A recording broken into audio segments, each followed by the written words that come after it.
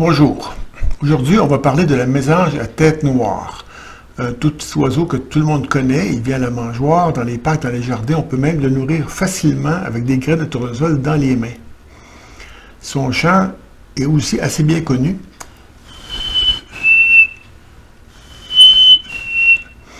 Et lorsqu'il crie, on appelle ça son chickadee. Et même en anglais, ça a servi d'onomatopée pour nommer l'oiseau. Le plumage de l'oiseau est duveteux, c'est-à-dire qu'il protège davantage du froid, un peu comme celui du Jet du Canada. L'oiseau va même souvent, quand il fait trop froid, gonfler son plumage pour augmenter la couche d'air entre lui et l'extérieur. Il y a un autre mécanisme assez intéressant, c'est que les pattes des oiseaux sont munies de veines qui descendent vers le bout de la patte et lorsque la veine descend, elle échange la chaleur avec l'artère qui est montante, ce qui fait que ça réduit la perte de chaleur aux extrémités. Et comme ça, il peut plus facilement contrer le froid. C'est un oiseau qui est sédentaire, qui passe toute l'année ici, mais les oiseaux qui se mettent en migration, comme par exemple le junco ardoisier ou les bruants, quand il fait trop froid, les oiseaux sont obligés de mettre leurs pattes dans les plumes pour se réchauffer, ce que la mésange n'a pas vraiment besoin de faire.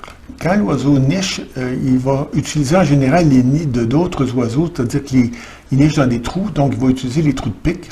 Il va peut-être creuser des fois son propre trou dans des bois tendres, des bouleaux, des peupliers, du bois mort. Les jeunes, pour éviter d'être quand même la proie d'un prédateur comme par exemple un écureuil, ils vont souvent émettre un sifflement ou un sifflement qui est un peu comparable à un prédateur comme un serpent. D'autre part, les oiseaux en général, quand ils sont jeunes au nid, n'émettent pas d'odeur, ce qui fait qu'ils ne vont pas attirer facilement les autres prédateurs. Une fois que les jeunes sont sortis du nid, on va remarquer qu'ils sont vraiment très jeunes parce que souvent ils vont encore porter des plumes de duvet à l'extrémité des nouvelles plumes qui ont poussé. Et ils vont devenir autonomes seulement qu'après être nourris en dehors du nid pendant quelques semaines en général. Qu'est-ce que ça mange? Bien évidemment, ça mange des graines de tournesol qu'on va donner à la mangeoire, mais quand il ne vient pas à la mangeoire, il va manger des insectes, des œufs d'invertébrés. Il va même souvent pouvoir se tenir la tête renversée complètement en dessous d'une branche pour chercher la nourriture tout partout. Comme l'oiseau est très petit, le bec est assez petit aussi pour tenir une graine de tournesol dans son bec pour la casser. Donc, il va prendre la graine, il va l'installer, la tenir entre ses pattes sur une branche et il va picosser dessus pour pouvoir en enlever l'écaille puis extraire la noix pour la manger. Si l'oiseau vient à la mangeoire, évidemment, souvent, il y a des plus gros que lui, mais c'est pas un oiseau qui va manger les graines à la mangeoire. Il va rapidement ramasser une graine puis se sauver. Puis comme ça, il est tranquille pour le décortiquer ailleurs facilement. C'est un oiseau aussi qui est particulier dans ce sens qu'il connaît ses prédateurs.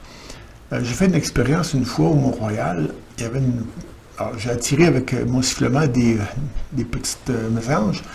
Et après un certain temps, j'ai imité la petite nectale. C'est le plus petit hibou qu'on a. Il est un peu plus gros qu'un merle à peine. Alors j'ai imité la nectale, puis tout de suite les oiseaux se sont sauvés, puis se sont en allés vers un boulot, il y avait un trou dedans, ils ont regardé si l'oiseau, le prédateur était là, il n'était pas là.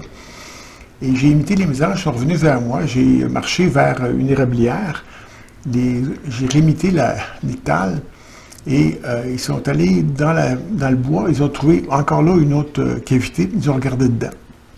Et l'oiseau n'était pas là non plus. Et ils sont revenus après ça avec mon imitation, puis je les ai amenés vers le crématorium. De chaque côté de l'entrée du crématorium, il y a des grands pins. Et dès que j'ai imité la nectale, ils ont fouillé partout dans tous les pins. Donc, les mésanges m'ont montré qu'ils connaissent là où l'oiseau se cache, un prédateur, et comment il chante aussi. Alors, c'est assez particulier de connaître son prédateur. Puis si l'oiseau aussi regarde dans le trou, dans une cavité, il n'y a pas de danger vraiment parce que l'oiseau qui est prédateur, il faut qu'il agisse par surprise. Donc, il n'y a pas de danger vraiment à se faire capturer dans ces cas-là. Une autre particularité de la mésange, c'est qu'elle est assez fidèle aussi au mangeoire. Je l'ai remarqué parce qu'à un moment donné, j'ai eu une mésange partiellement albinos à la mangeoire. Cet oiseau-là est revenu régulièrement à la mangeoire pendant environ 3 ans. Donc, je sais que l'oiseau revient régulièrement. Cependant, lors d'une expérience qui avait été faite, habituellement, à beaucoup d'endroits, on va compter une quinzaine de mésanges. Mais ce qu'on ne sait pas, c'est que ce ne sont pas toutes les mêmes qui sont là tout le temps. L'expérience qui avait été réalisée, il fallait capturer des oiseaux, puis alors les mésanges venaient, puis on ne voulait pas les avoir, donc on a pris les mésanges, puis on les a mis temporairement dans une grande volière pendant 2 jours. Puis après 2 jours, ce qu'on a réalisé, c'est qu'il y a eu 72 mésanges qui avaient été capturés. On les a relâchés tout de suite après.